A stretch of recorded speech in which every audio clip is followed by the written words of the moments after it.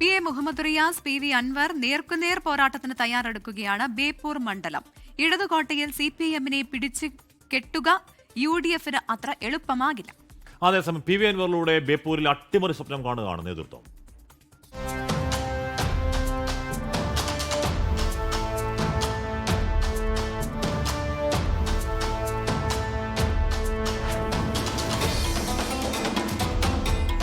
ചെങ്കോട്ടയായ ബേപ്പൂർ മണ്ഡലത്തിൽ 1991 കോലീബി സഖ്യം CPIM സ്ഥാനാർത്ഥിക്കെതിരെ പൊതു സ്വതന്ത്രനെ നിർത്തുന്നത്.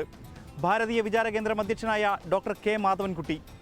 CPIM സ്ഥാനാർത്ഥി TK ഹംസയായിരുന്നു. കോൺഗ്രസും ലീഗും BJP-യും ആഞ്ഞു ശ്രമിച്ചിട്ടും ഫലം വന്നപ്പോൾ 6270 വോട്ടുകൾക്ക് വിജയം TK ഹംസയ്ക്ക്. ഇതാണ് ബേപ്പൂരിൻ്റെ ചരിത്രം. ഒരു പതിവ് മത്സരമായിരിക്കില്ല ബേപ്പൂരിൽ ഇത്തവണ. മണ്ഡലം നിലനിർത്താൻ അഡ്വക്കേറ്റ് PA മുഹമ്മദ് റിയാസും UDF സ്ഥാനാർത്ഥിയായി PV അൻവറും കളത്തിലിറങ്ങുമെന്ന് ഉറപ്പായി കഴിഞ്ഞു. PV അൻവർ ബേപ്പൂരിൽ സജീവമായതോടെ മന്ത്രിയും മണ്ഡലത്തിൽ ചിലവഴിക്കുന്ന സമയം കൂട്ടി. പോർക്കളത്തിൽ വലിയ വെല്ലുവിളി ഉയർത്താനും ഭരണവിരുദ്ധ വികാരം ആളിക്കത്തിക്കാനും PV അൻവറിന് കഴിയുമെന്ന ബോധ്യം CPIM-നുണ്ട്.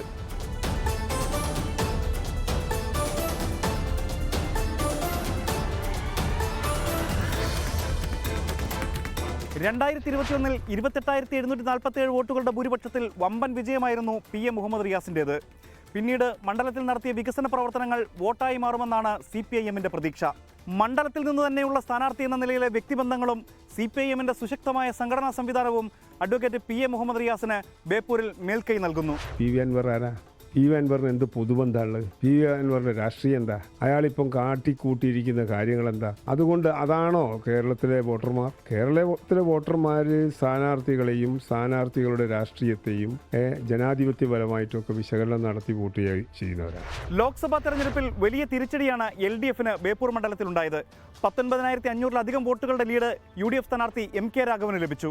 തദ്ദേശ തെരഞ്ഞെടുപ്പിൽ വെറും 1340 വോട്ടുകളുടെ മാത്രം ലീഡാണ് LDF-ന് ലഭിച്ചത്. ഈ കണക്കുകളാണ് UDF പ്രതീക്ഷയുടെ അടിസ്ഥാനം. ഒപ്പം മുഖ്യമന്ത്രിയെയും PA മുഹമ്മദ് റിയാസിനെയും CPIM-നെയും കടന്നാക്രമിച്ച് PV അൻവർ കൂടി എത്തുന്നതോടെ അട്ടിമറി ഉണ്ടാകുമെന്ന് UDF കേന്ദ്രങ്ങൾ വിശ്വസിക്കുന്നു. പിന്നെ ഇവിടെ കൊട്ടിഘോഷിക്കപ്പെട്ട ബേപ്പൂരിൽ വലിയ പ്രചരണങ്ങൾ നടത്തിയിട്ടുണ്ട്. ഭയങ്കരമായ വികസനം നടന്നു. കേരളത്തിലെ ഏറ്റവും സൂപ്പർ കോൺസ്റ്റിറ്റ്യുവൻസിയാണ് ബേപ്പൂർ എന്നൊക്കെ പറഞ്ഞിട്ട് വലിയ കള്ളപ്രചരണങ്ങൾ കഴിഞ്ഞ 4 വർഷമായി നടക്കുകയാണ്. ഈ സർക്കാരിൻ്റെ സഹായം ഇവിടുത്തെ പാവങ്ങൾക്ക് അത് അനുഭവിക്കാനുള്ള അർഹത അവർക്കുണ്ട് എന്ന് പോലും ഈ മന്ത്രി കരുതിയിട്ടില്ല എന്നാണ് ഇവിടുന്ന് ഞങ്ങൾ അന്വേഷണം നടത്തുമ്പോൾ കണ്ടുകൊണ്ടിരിക്കുന്ന കാര്യങ്ങൾ. BJP-ക്കും കാര്യമായ സ്വാധീനമുള്ള മണ്ഡലമാണ് ബേപ്പൂർ. കഴിഞ്ഞ 2 തെരഞ്ഞെടുപ്പുകളിലും 26,000-ന് മേൽ വോട്ടുകൾ BJP സ്ഥാനാർത്ഥിയായി മത്സരിച്ച KP പ്രകാശ് ബാബുവിന് ലഭിച്ചിരുന്നു. ഇത്തവണയും അദ്ദേഹം തന്നെയായിരിക്കും കളത്തിലിറങ്ങുക.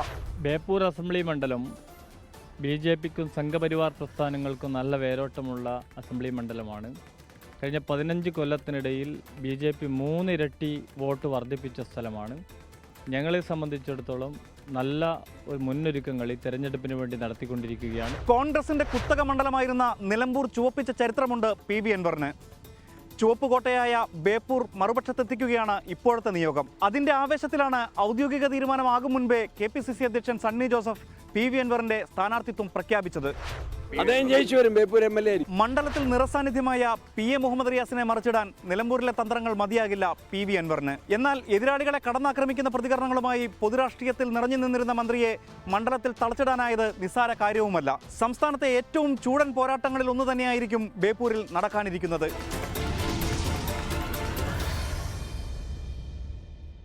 ലോകത്തെവിടെയായാലും ഏത് സമയത്തും 24 വാർത്തകളും ഓഗ്മെന്റഡ് റിയാലിറ്റി പാക്കേജുകളും എക്സ്പ്ലെയിനറുകളും വിശദമായി കാണാൻ ഞങ്ങളുടെ YouTube ചാനൽ നിങ്ങൾക്ക് സബ്സ്ക്രൈബ് ചെയ്യാം.